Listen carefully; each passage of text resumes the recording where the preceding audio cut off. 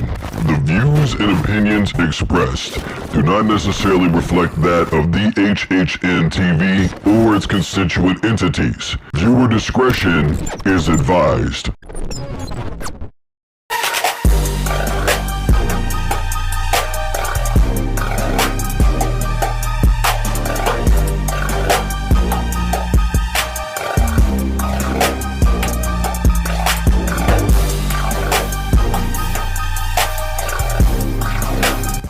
So obviously, everybody today is going to be talking about Matthew Sluka and what's going on with UNLV, right?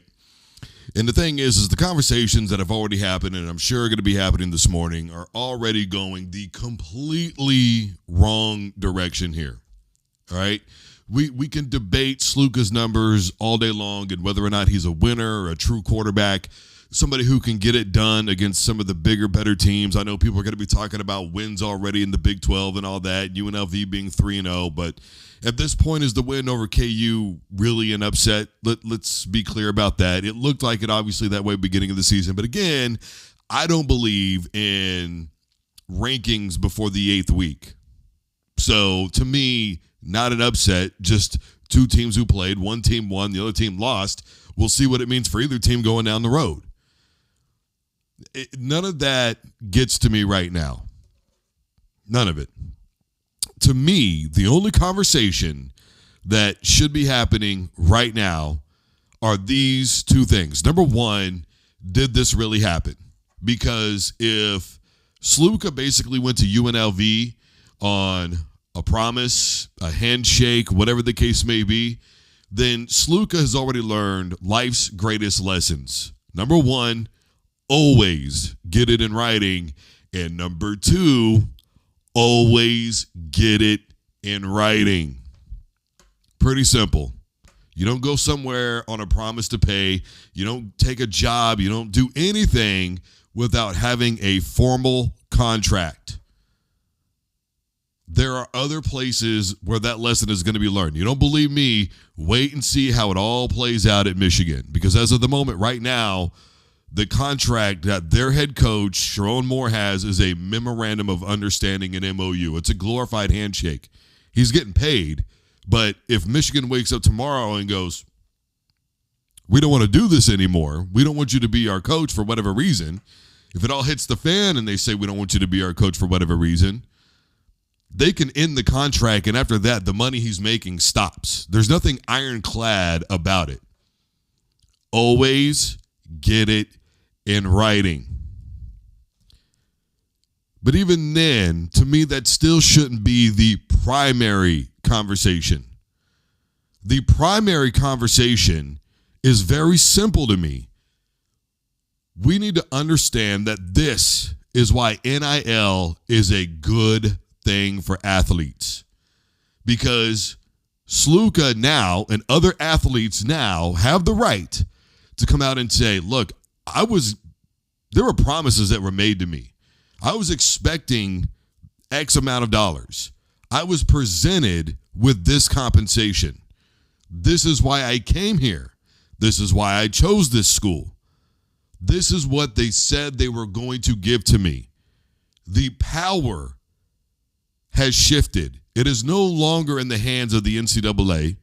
It is no longer in the hands of these collegiate programs who never really gave a damn about education to begin with. It is now 100% in the hands of athletes. They can go and take to media and say, this is what happened. Now, whether it happened or not, who knows? Because obviously, people are already, giving conspiracy theories basically, hey, what if I told you that somebody came to him and offered him more money and so he took off? And, of course, the other conversations that are happening are, is this really good? Does this look good for him going forward to the NFL? What if this? What if that? Look, first of all, if we're going to be honest, and you need my opinion on the type of player that he is, no, I don't think he had a future in the NFL, at least not as a quarterback. Let's be clear about that. But regardless, number one, holdouts are working out pretty damn well right now in the NFL. We're seeing that for the most part, that holdouts are a good thing for athletes. So let's be clear about that first and foremost. Secondly, who cares? Why is it fans continuously want to try to dictate what athletes and coaches and everybody does with their pockets and their careers? John Elway said it best way back in the 80s when Terry Bradshaw went on this whole rant and got all pissed off about John Elway not wanting to play in Denver. And people still, to this day, it's amazing to me, even with the 30 for 30 out there, Elway to Marino, people still don't realize that it wasn't John Elway being a crybaby. John Elway had met with the organization, and he did not trust the owners. He felt that they were lying about moving the team from Baltimore to Indianapolis. He felt that they were clueless in every approach to every aspect of the game and outside of the game. He didn't like the coaching staff. I'm not going here. Why should he? And why is Terry Bradshaw or anybody else mad about the handling of John Elway in his own career? It's his choice. Everything is risk reward. You don't have to agree with it. But why are we in somebody else's pockets? Obviously UNLV has denied that there was ever a formal transaction. But Sluka himself has said, look, there was never anything formal, but I was given this promise. This promise was made to me, and nobody upheld their end of that bargain. And I came here predicated upon that promise. We're undefeated. I'm talking to you. Where's my money? But then again, what college really ever admits to anything? SMU never did. Hell, just last year, Michigan, they claimed that they had fired Connor Stalions. And of course, come to find out later on, Connor Stalions had actually stepped down all by himself. So the reality is, thank you now to social media, thank you now to the NIL, where it's legal for athletes to make money, they can now have a platform. Now, whether or not Sluka's lying about it, it's all going to come out of the woodwork, right? But if he's telling the truth, again, he learned a lesson himself. Always get it in writing. That's first and foremost. And number two, we will find out that colleges are still doing everything that they can to take advantage of student athletes. Does nobody remember the Maurice Clarett situation? What the athletic director was saying about Maurice Clarett, how he got abandoned by Coach Tressel. It's never been about the athlete. I don't want to hear the NFL say it. I've gone over and over, over the course of my career, how Tressel was suspended by the NCAA, essentially. I mean, they couldn't play a bowl game, right? Ohio State. But Terrell Pryor was. And Terrell Pryor said, okay, fine, you're going to suspend me. Then I'm going to do what Tress is doing, and I'm going to go to the NFL. And what did the NFL do? They said, you're not going to run out just because you can't play. So you're not going to play here either for a while. They suspended Terrell Pryor to start the season. And before anybody goes, well, the Colts suspended, no, they didn't. Tress suspended himself, which, by the way, was a BS suspension to begin with. He was still there at practice. He was, the only thing is he wasn't there on game days, basically on Sunday. That was pretty much it. Woo. And it was a self-imposed suspension that the Colts ended up agreeing with. But the NFL never moved to suspend him. The Colts never moved to suspend him. He did it as a way to finally start doing the right thing and look out for his players. The reality is players have been taken advantage of for years and years and years, and now they're clapping back, and for whatever reason, these weirdos out here have a problem with it. Look, if you don't think you're worth something and you don't want to go out and you don't want to get it, then fine, bro. Be happy with your job at the warehouse. Be happy with your job in that sales role. Be happy with having somebody standing over the top of you and telling you all day long every mistake that you make, constantly watching in what time you clock in and clock out and demanding that you do overtime. You go right on ahead, man. You be okay with that lifestyle. Other people, in the meantime, want more for themselves. And I don't understand what the animosity is with somebody who is seeking more for themselves and trying to protect themselves and trying to get ahead of the situation in the media, the way the NCAA has, the way collegiate programs has, the way the NFL and the NBA and everybody else has been doing for years. Everybody else has been doing it. Now you have a problem with the players. The NIL is protecting them. They have representation now. They have people that can look out for them. They didn't have that before. Why are you so mad about that? It doesn't even begin to make sense. And that's ultimately what this conversation should be about. That's what it really should amount to. Is the fact that this now protects players and they feel safe by saying these things. I'm not saying what happened in UNLV did or didn't happen. We don't have enough information right now. We have what UNLV said, and we have what Sluka said. And somewhere in the middle, there's the real thing. It's pretty much all there is to that. And I don't know how I can make it any clearer. All right, so the Pac-12 has basically created a new lawsuit. This lawsuit is against the Mountain West Conference for poaching. Look, this is a tricky situation because, as a quick recap here, basically everybody bolted for the Pac-12 or from the Pac-12 to either the Big Ten or the Big 12, right? Those were the predominant moves that were made by all those teams. And, of course, we all know that what it boiled down to was revenue sharing. But right now, the Pac-12 is essentially being accused of poaching with this schedule that they were given by the Mountain West, right? Because there were only 2 teams left. And so the Mountain West was basically gracious and said, well, we'll hurry up and create a schedule that's feasible for you guys so that way your teams can continue to compete. Now, remember, the Pac, as of the moment, they are no longer a Power 5 conference in the sense of they are not going to be granted an automatic bid to the college football playoff. So essentially, your BYU back in the day, your Notre Dame, you don't get an automatic. You're going to have to be voted in. That's all there is to it. Whether I agree with that or not, completely different subject, completely different time. We're not getting into Notre Dame and all that BS right now.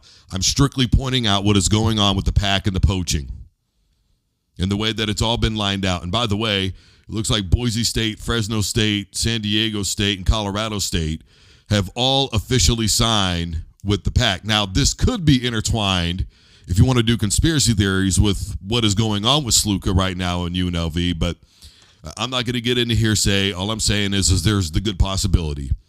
Basically, what the Pac-12 is trying to say is, look, you are creating an inordinate amount of money that needs to be spent in order to exit from your league.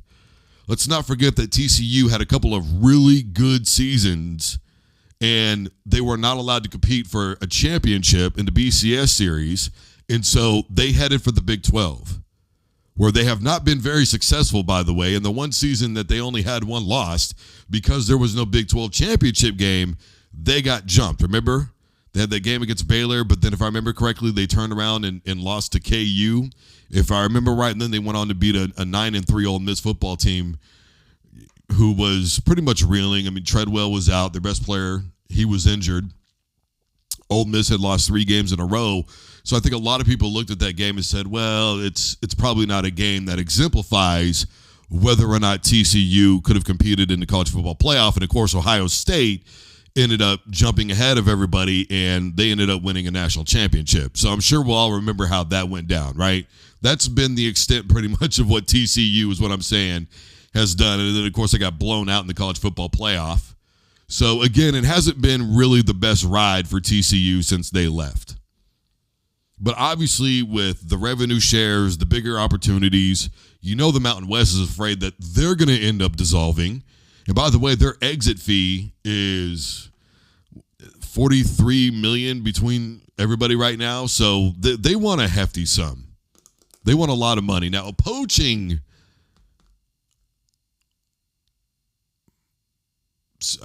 let's call it punishment, is $10 million. So what does this lawsuit amount to? Essentially, it's defamation. It's saying that you are doing something that we are not doing, and we don't like how you are making us look right now. Now, whether I think this happened or not, I don't know. To me, there's not enough information. Obviously, we know that the Pac-12 is going to be desperate to keep themselves a legitimate conference. You know, they're going to want that revenue. They're going to want that Pac-12 network. They're going to want this. They're going to want that. They're going to, they want to keep everything in-house as much as they can. We're talking about a lot of jobs that are on the line with these people. So, of course, they're going to fight. And sometimes when it gets down to it, we all know the things that happen with the NCAA as a whole is never perfect. And nitty-gritty people do nitty-gritty things in nitty-gritty times. Now, that's the reality of the situation. Look, here's what I do know. The Big 12 right now is a very weak conference. So I don't know that anybody's going to want to go there. In fact, I would not be surprised if it's long before the Big 12 dissolves anyways. I don't think you've got enough firepower with your top-tier programs, which nobody knows who they really are right now because OU and Texas left. OU's already lost to Tennessee, so your premier team leaves. They go to a better conference with more money and more revenue shares and more opportunities, and you lose in your own backyard to top it all off. That's where the Big 12 is sitting right now. Where the Big 12 is sitting right now is being a conference that has been blown out in a good majority of college football playoff games that they have been a part of. So any team that's looking to move is probably going to look at the Big 12 and go, this isn't our best opportunity. But here's also the thing, though. Outside of Boise State, do you really look at a San Diego State? Do you really look at a Fresno State, a Colorado State who can't even beat Colorado 2 years in a row, and go, yes, these are viable teams that we believe will make us competitive? You know, the Pac-12 was already having their own set of problems as it was. I've said that the Pac-12 was just as overrated before as the Big 12. They really didn't have great showings in the college football playoff for the most part up until this past season with Washington. Their last championship was when Reggie Bush was still their running back. Let's put that in perspective. And the last time that they really honestly came close, like truly close before this last season with a championship was what? When they lost to Texas back in 2007? So at the end of the day, when you really think about it, is the Pac-12 even a viable option? What are you getting at? What I'm getting at is, why would you consider what the Pac-12 is doing poaching when I think most teams around the country that aren't exceptionally desperate would look at the Pac-12 and go, they're not getting anybody over there. They weren't doing anything beforehand. Any team that was worth their salt took off. USC, they've already lost a big-time game. They're probably not going to be getting any better. Lincoln Riley, to me, is one of the most overrated coaches in all of college football. So the Pac, to me, is not getting any better with the addition of these teams. All it does is keep them alive in hopes that they can coerce somebody to come back on over. Who are you going to get? What are you going to do? Are you going to expect USC and Oregon and all these other teams to go ahead and decide to pay that exit fee out of the Big Ten? We just got here, bro. What's going to be enticing now that would bring anybody back that was there before, especially when they already wanted to leave beforehand? I don't think much is going to change. So I'm having a difficult time believing that they are poaching. I'm having a difficult time also believing that conversations haven't happened. I mean, let's be honest. They're all in these press boxes and everything together. So you know they're all sitting around and talking about vested interest and a like interest and all this stuff. And it's, you ever thought about coming over? Especially Boise State. I mean, that's probably your marquee get right now, right? Everybody remembers during the BCS era how good those teams were, how they could have potentially, if given a playoff back then, competed for a national championship. I don't think there's anybody who doesn't feel that they wouldn't have won at least a college football playoff game. Especially that team with Ian Johnson, okay? So it's probably your marquee get, but is that enough to entice anybody else to come back? Is that enough to entice investors? Is that going to be enough to increase revenue shares? It's all pretty doubtful. But even then, it's not to say that the conversations haven't been. You ever thought about it? Remember that time you guys wanted to? And we said, no, well, we're open to it now. And I get it that the Mountain West doesn't want to dissolve. They don't want to become second rate. You don't want to start losing teams. You don't want to make it even more complicated than it's going to be for you right now to try and get in. You know that Boise State, given the history, is what people are going to be looking at, unfortunately, from 07, 08, and 09. They're going to be looking at those years, 06, and they're going to be going, hey, if that team leaves, that's the last of what we had. Because TCU left. We still had Boise State having a couple of good seasons. You take them, you lose our marquee team.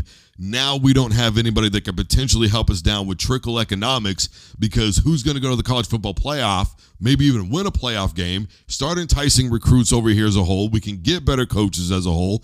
We're going to have more money to trickle down. We're going to be able to get better facilities, all those things. What in the hell are we going to do? It's already a tough sell with just having Boise State. Now you lose them. What do you do now? The NCAA is not going to look at you like a power conference, so I can understand where the Mountain West is coming from at the bare minimum with their animosity. Bare minimum. I don't know. We'll see how it plays out. I don't know that it'll come out the woodwork that poaching happened.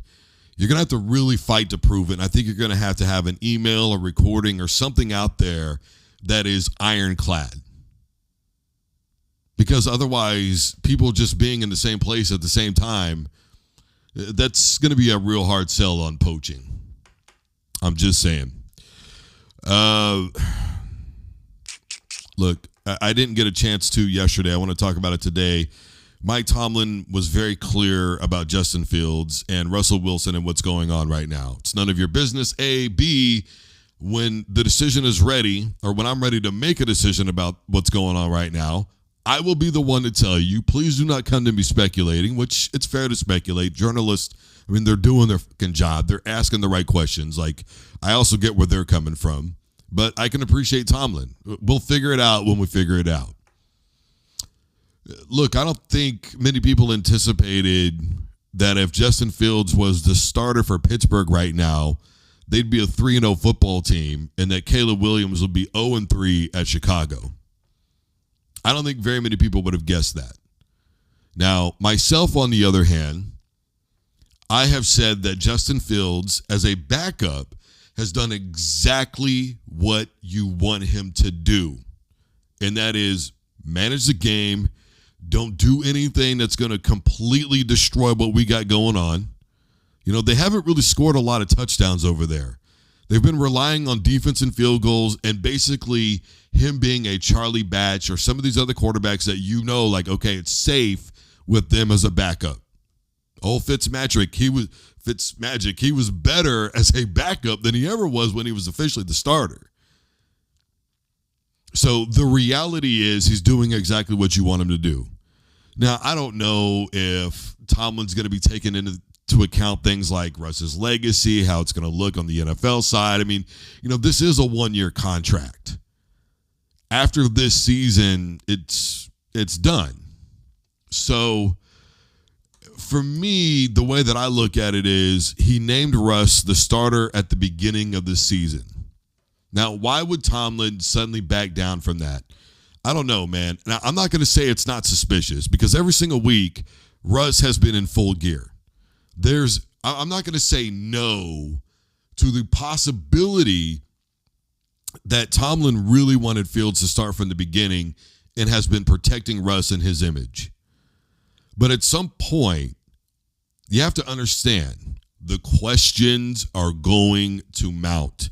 Is Russ really hurt? He's in full gear every weekend, bro. what's really going on. And that's why I think Tomlin is getting upset, because he himself has to know how this looks to the public. He just has to. It's not that we're not allowed to speculate on this, because we absolutely should be. And Pittsburgh fans especially, they deserve an answer. And I'll tell you why they deserve an answer. Their tax money is funding that stadium. It pays for that stadium. Part of their tax money goes to the salaries. So they have a right to know, hey, look, I know we got Russ at a really great price here, my man. But am I paying this superstar quarterback to sit or not?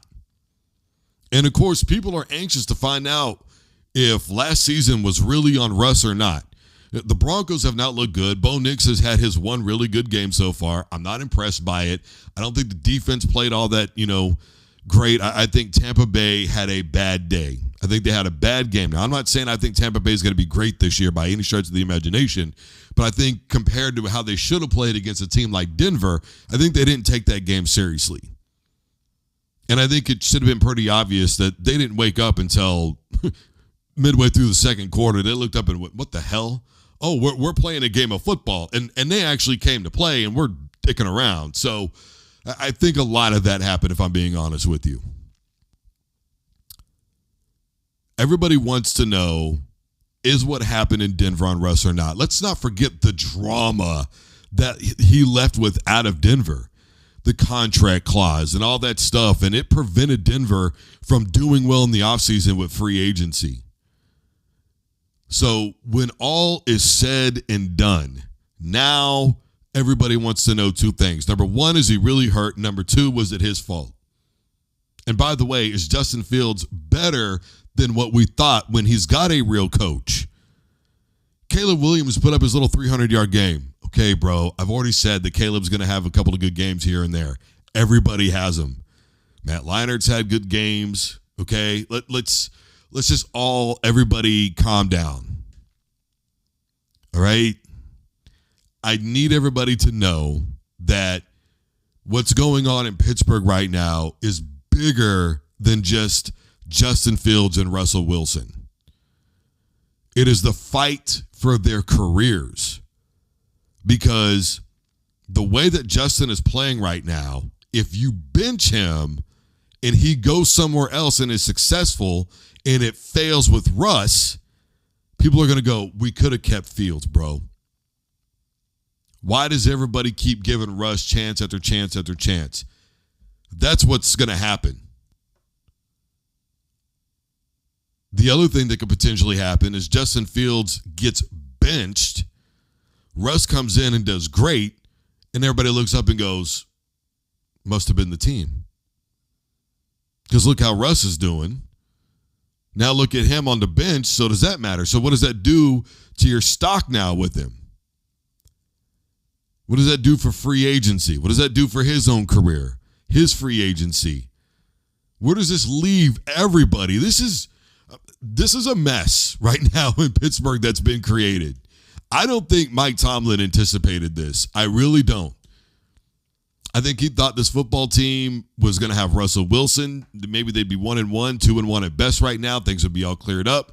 Everybody, it would be obvious that it's time to start Russ and go from there. This has become a complicated deposition. And the disposition that Mike Tomlin is in is making a career decision. Maybe not only for himself in his coaching career, especially with the Steelers, but for Russ and Justin. Because if you keep with Justin and you leave Russ on the bench, his career's done. He doesn't go anywhere else and become a starter. He would literally have to retire at the end of this year, maybe even mid-season.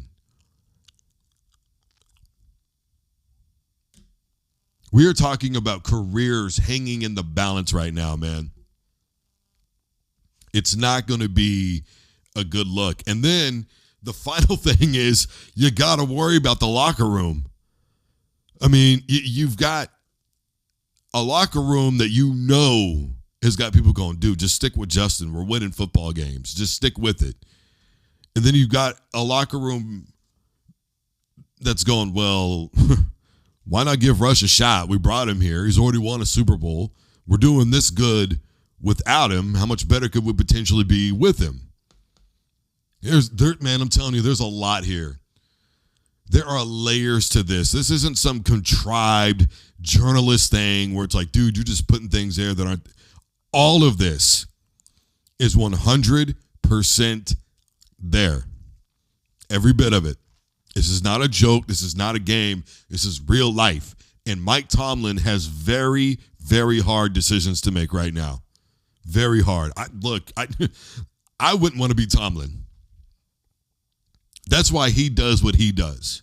And this is why I say, Pittsburgh, you could do a lot worse than Mike Tomlin, because at the end of the day, I trust his choice. But it is not going to be an easy one, and I promise you, this man is losing sleep because it is not going to come lightly. That's a very real situation. All right, real quick here.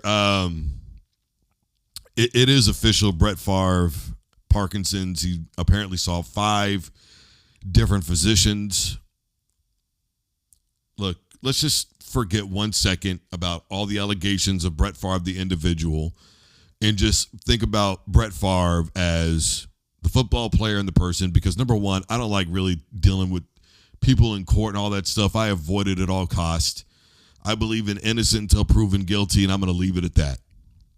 And that goes for anyone and everyone. I don't give a damn who you are. I believe in innocent until proven guilty, and I am leaving it at that.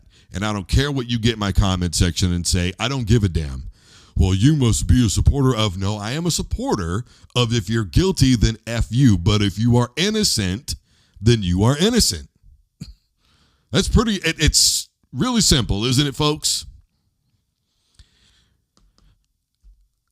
I don't know. I guess maybe part of it is it's a topic that hits home for me because I've seen Parkinson's in person. My dad had Parkinson's. And, people often ask me, where did you get your love for sports from? And without hesitation, I always say it was my pop. When I was growing up, especially my younger years, I didn't have a lot of friends. I spent a lot of lunches by myself. A lot. Didn't have a lot of friends. Even when I played sports, still didn't have a lot of friends. It was really hard for me because I didn't have a lot of options growing up. But because of that loneliness, we all know that a lot of people turn to Dungeons and Dragons. Now, I'm not knocking Dungeons and Dragons. A lot of people play it. It's not a big deal, It's just not my thing. But I turned to sports because I had all this free time on my hands. My pop had, all these old Ali fights and documentaries and, football games recorded. And, I would just sit there and watch them over and over and over again. And I'd go outside and pretend I was John Elway. And, man, I'd sling that football all day, every day, nonstop, man. And, my pop, for all of his flaws, for the most part, I remember a guy who was really energetic. I remember a guy who was very hardworking. And other than the homie P, I don't think I've met a harder working person in my life. This man would literally be out of town 2 or 3 weeks in a row, working 80, 90 hours a week. He had 7 kids to provide for. And he busted his ass. And he would hunt, he would fish. And then one day he wasn't even able to zip up his own pants. Brett Favre was a phenomenal athlete. Could run, he could gun, he would throw blocks. One day, this man is not going to be able to zip up his own pants.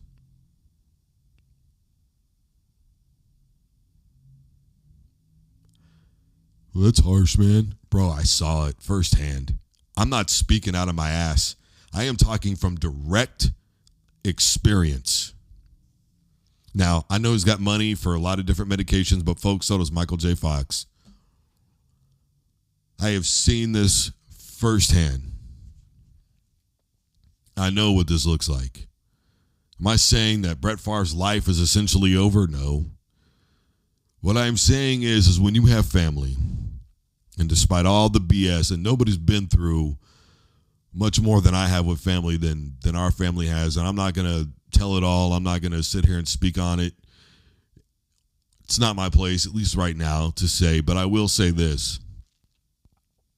There should be a symptom for all of us to do everything that we can to make amends with the ones that are closest to us. My brother and I had beef before he died. He was only 18 years old.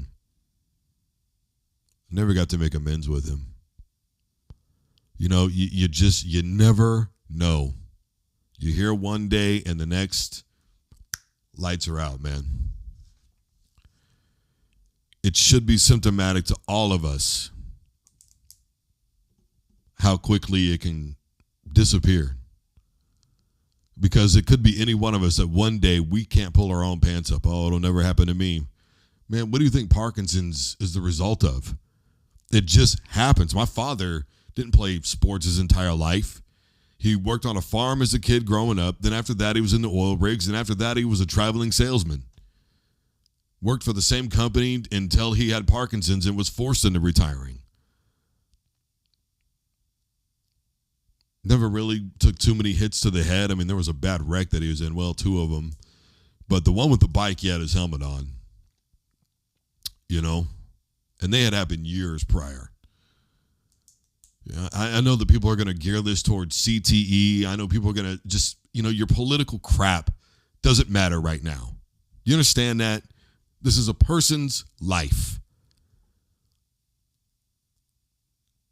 Hunting, fishing, on the go, go, go, go, go. One day, he's pretty much my age, and he can't even drive because of the medications that he's on. Fast forward about 10 years later, can't even pull his pants up. Stop it. I've seen it. I know what it's like. The point of what I'm saying is everybody love everybody. ELE. And if you get that reference, we can hang out. All right, final thing here. Look, I think I'm really getting tired of mainstream media more and more and more every single day. I'm so tired of the flip-flopping, the changing, the forgetfulness, the selectivism. Uncle Shay, for instance, just Cincinnati, man, they're talking, but they haven't won nothing, so why are they talking? I don't know, Uncle Shay, but you did a lot of it too, Broham, long before Denver won anything. Do you remember that? I mean, everybody wants to talk about we are killing the New England Patriots. As funny as that is, Denver didn't win nothing that season. It wasn't until next year.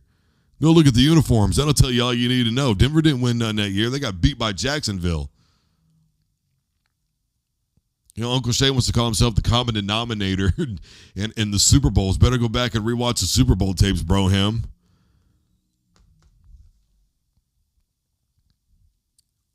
Joe Klatt, so geeked up on Oregon, just would not stop about talking about Oregon. Just, hell, I'm just so da-da-da-da, and they got this, and they got that, and da-da-da-da. No. You seen him play, right? Now all of a sudden he ain't even talking about him anymore. They're not in his top 5 anymore. Boy, that changed real quick, didn't it?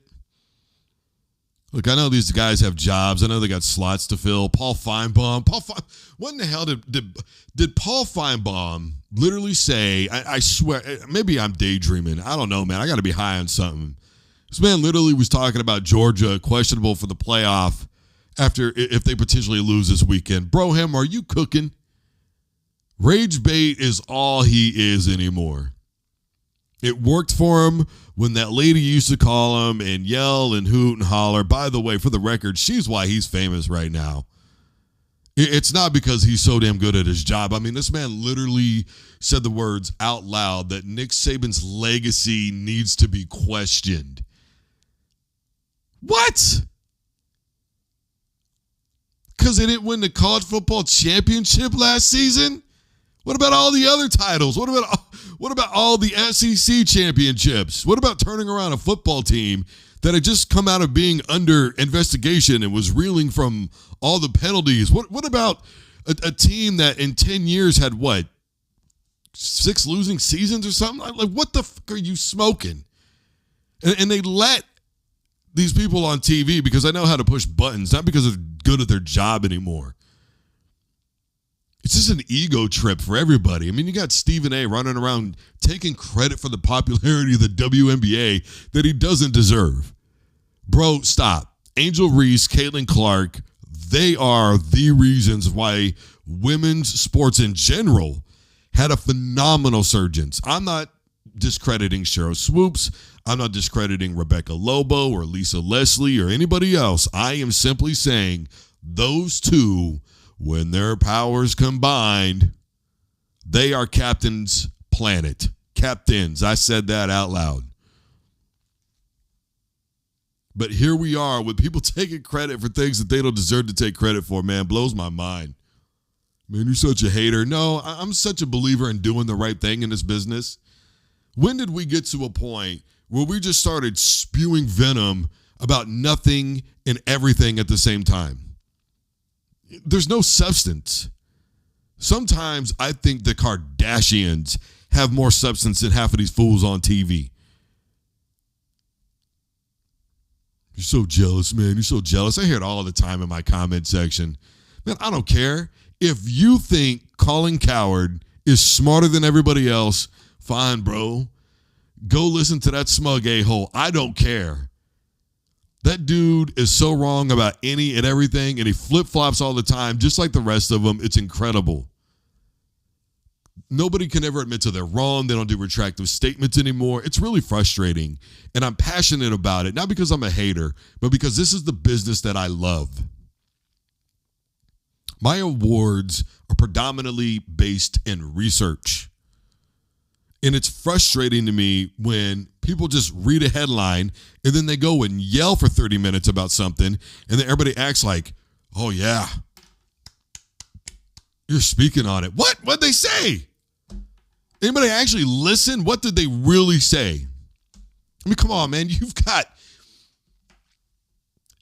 Stephen A. right now literally suggesting that the Dallas Cowboys should go and try and get Bill Belichick. Now, I wonder why. Is it because he's one of their boys at ESPN? Because I wonder what he was saying beforehand about him and Tom Brady. I just, and for the record, Bill Belichick has a losing record without Tom Brady as his quarterback. If you're saying that they should hire Bill Belichick, then what you are really saying now is you think that Dak Prescott is that guy at quarterback, which I hate to break it to everybody.